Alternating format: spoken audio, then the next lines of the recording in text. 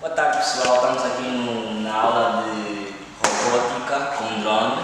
Temos aqui o nosso querido aluno Aula, que vai começar por explicar os componentes que vamos utilizar na aula de hoje. Então, na aula de hoje, começarei por utilizar o Arduino Uno, um sensor, um buzzer e já no smartphone, com também a protoboard.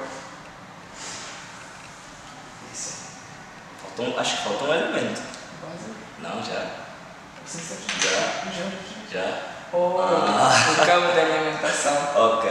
Vai permitir. Então o objetivo da aula de hoje será criarmos um sensor de movimento. Então o meu querido aluno Iverson vai fazer isso, a aula de hoje sozinho, porque ele prometeu ao professor que consegue fazer essa aula sozinho. Então o desafio está lançado.